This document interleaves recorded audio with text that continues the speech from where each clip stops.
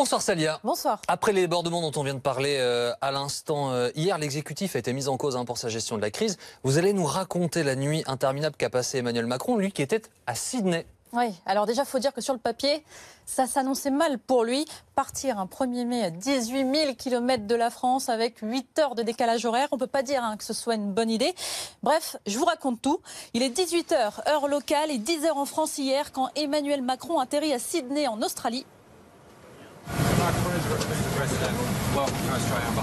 Accueilli par les officiels australiens, il s'exprime devant la presse française à 11h46, heure française, et il est un peu moins de 20 h là-bas. Ok. Vous allez bien? Bonsoir. Vous me dites quand c'est bon pour tout le monde. Vous allez bien? Ça va? Tout sourire, mais... Est-ce que ce voyage en Australie est aussi une aubaine pour échapper à la contestation sociale en France? Non, vous savez, les voyages, ils sont programmés longtemps avant. Et vous me connaissez de tempérament, vous m'avez encore vu ces dernières semaines. Je ne suis pas de tempérament à esquiver quoi que ce soit, donc on continue. Le 1er mai, vous êtes à 18 000 km. Oui, je vous le confirme. Et vous vouliez que je fasse quoi? Que je reste chez moi à regarder la télévision? Bim, punchline qu'il va vite regretter. Les manifestants syndicalistes se rassemblent à Paris quand Emmanuel Macron, lui, se rend à son dîner avec le Premier ministre australien. Thank you very much. How are you? Lovely to see you. Hey man, good job. Thank you very much. How are you? Selfie, insouciance, sauf qu'à Paris, ça chauffe doucement à partir de 15h30.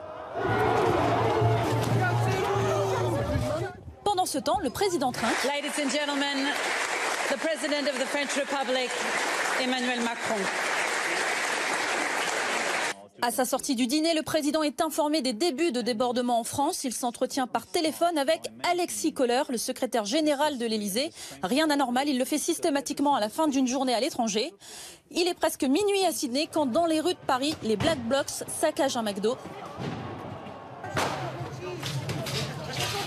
Ils déglinguent tout sur leur passage et brûlent des voitures. À Sydney, c'est la nuit, mais les journalistes interrogent l'équipe d'Emmanuel Macron. Réponse. Le président se tient comme à l'accoutumée informé de l'actualité française, notamment liée aux manifestations du 1er mai. Et il se passe quoi à Paris? Eh bien, c'est l'heure du face-à-face. Les CRS qui sont en train de charger avec les 2 camions à eau qui sont en train donc de lancer massivement des grenades lacrymogènes. Pavé contre grenades lacrymogènes, début des premières interpellations. À 20 h, heure française, il est 4 h du matin en Australie. Emmanuel Macron s'entretient avec le ministre de l'Intérieur, Gérard Collomb. Il a fallu attendre 20 h 55, soit presque 5 h du matin à Sydney, pour qu'Emmanuel Macron réagisse publiquement par un tweet, d'abord écrit par l'Élysée, mais qu'il a modifié lui-même. Je condamne avec une absolue fermeté les violences qui ont eu lieu aujourd'hui et qui ont dévoyé les cortèges du 1er mai. Tout sera fait pour que leurs auteurs soient identifiés et tenus responsables de leurs actes. Une réaction jugée insuffisante pour certains et trop tardive pour d'autres. C'est donc Édouard Philippe et Gérard Collomb qui sont envoyés sur le terrain pour rassurer les Français. Message aux forces de l'ordre. Beaucoup de Français aujourd'hui, ce soir, dans les journaux, ont vu des images qui les ont choqués. Et donc je voulais, avec le ministre d'État, vous dire merci et vous dire que on va avoir encore besoin de vous. Parce que c'est pas... Ça fait quelques temps que ça dure et ça va durer encore un peu. C'est bien, c'est rassurant ça. On repart à Sydney ce matin. L'Élysée nous informe que le président n'a pratiquement pas dormi. Il a visionné les images des débordements à la télé. La violence monte d'un cran quand ils s'en prennent à cette concession Renault.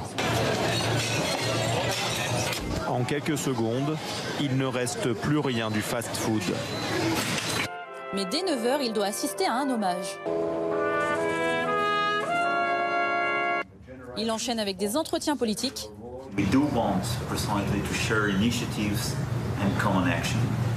il revient devant la presse pour la 2e fois depuis qu'il est en Australie, avec pas une, mais 2 punchlines pas du tout préparées.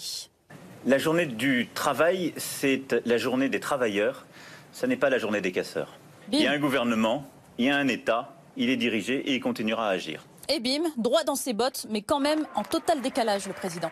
Et je veux vous dire très solennellement que la France a retrouvé ce goût de l'optimisme. Pourquoi rit-il? Et celui-ci nous l'est profondément. Des militants anarchistes venus en découdre avec les forces de l'ordre et tout casser sur leur passage. C'est pas toute la France qui est optimiste. Merci beaucoup, Salia Salabrakli, à tous les soirs dans Grand Angle.